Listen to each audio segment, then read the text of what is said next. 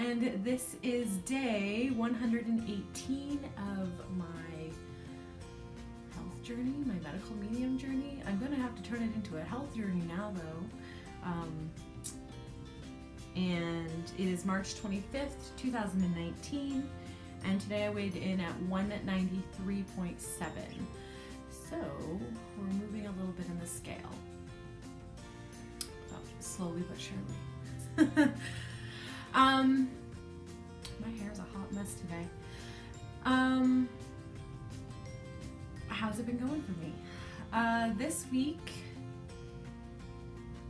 the only change that I made, because I'm still on the 28/369 mix-up cleanse. Well, actually, I haven't made the change yet. I'm going to this week, so we have 2 weeks left. It's only been 2 weeks. God, it feels so long. It feels like I have been on this cleanse for a really long time. I am not going to be doing the juice day anymore. It's just too expensive. I have no idea how people go on cleanses for weeks or even multiple days at a time. It is so expensive. Maybe that's just where I live and I'm not familiar with prices of other places, but holy Hannah. So on my juice day, I'm going to do a mono eating day for the next 2 weeks. So instead of doing juicing, I'm just going to do a mono day, which is fine. I haven't started anything new this week. I did discover that I think it's the vitamin C that I've been taking in large quantities that is causing some of my pelvic pain. I'm not sure if it's pelvic pain. I might actually now bring it down to like bladder, maybe? I don't know. So through my research and everything, I think it is like maybe cystitis, maybe old strep sitting in my bladder, and when I up my vitamin C, it's trying to kill it off. It gets angry and gives me pain. I don't know. It's like consistent though, like stinging, burning kind of pain, and not when you pee or anything. It's just there. It doesn't ever get worse. It doesn't ever get better. It's just there. So I don't know. We'll keep an eye on that.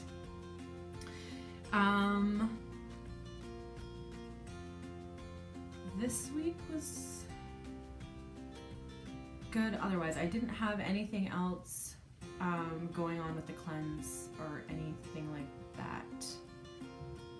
There's been no new symptoms or anything. I feel like I'm breaking out a little bit more, like I have this pimple right here. And my back has been a lot.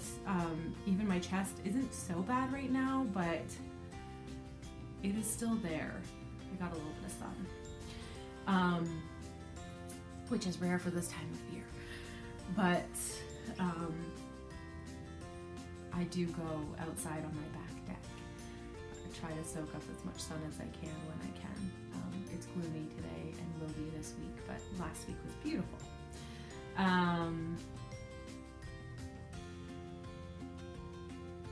I found another person that I really like their information, and you know, it does align with medical mediums, so I'm not opposed to it. I wouldn't be opposed to it anyway, because like I've said before, I'm very open to different modalities and different things that I can learn about.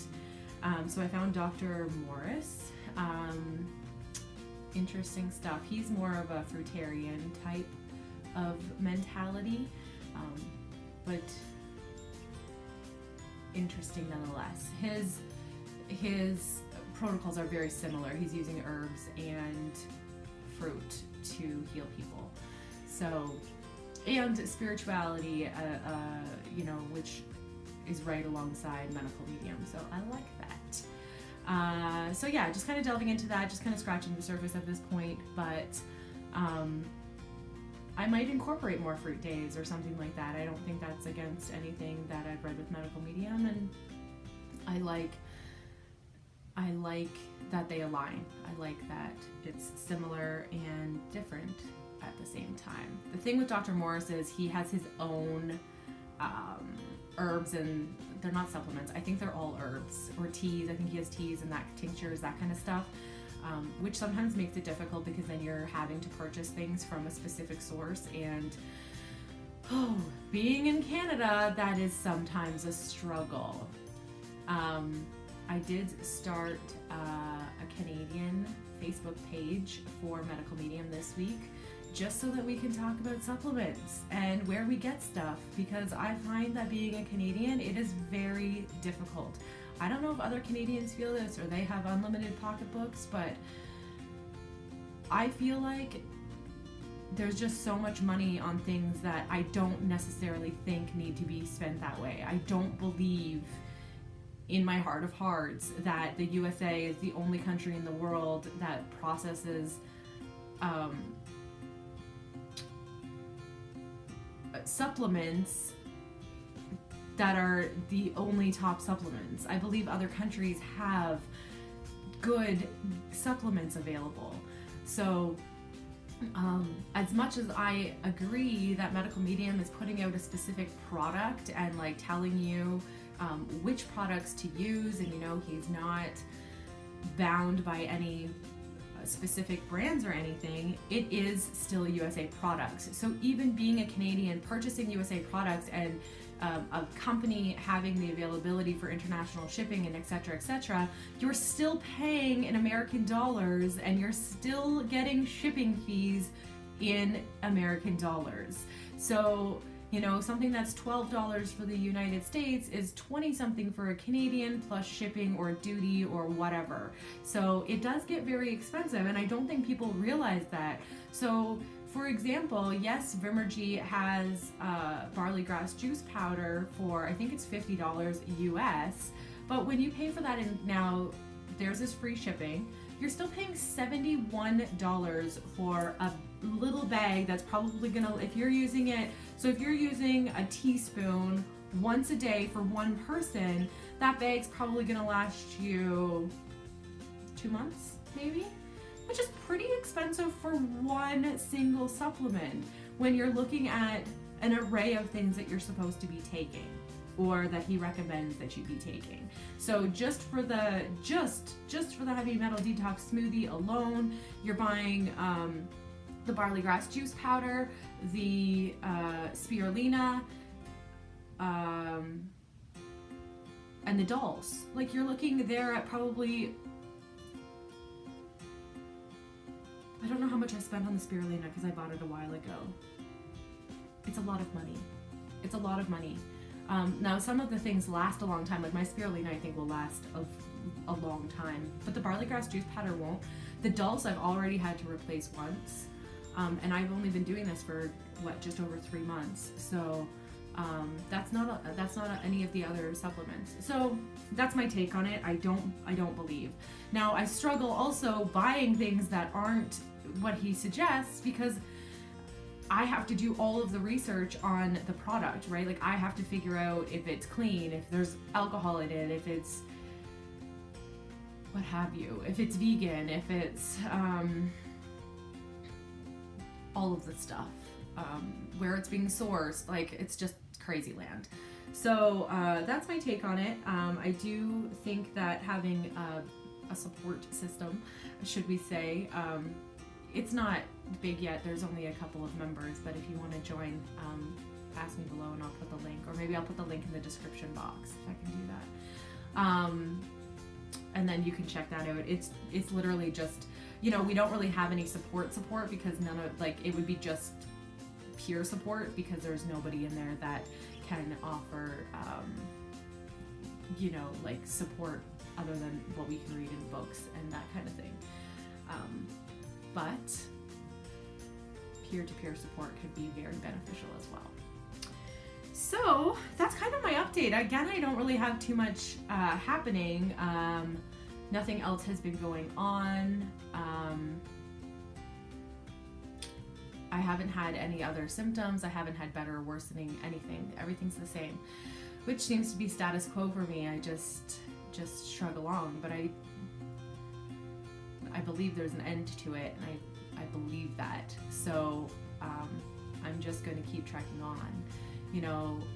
even my weight loss journey, that's part of the journey, because being an overweight person isn't solely food. It's, you know, stagnant body parts or body organs, or, you know, my liver needs some work, you know, my lymphatic system needs some work, my adrenals need some work, my kidneys need to flush. Like, all of this stuff, once all of this stuff is working in a capacity that it can handle all of the drainage and elimination, you know, the weight's going to come off on its own. It's going to do that. So, and I believe that it's going to change mentally how I feel, and that's just how it is.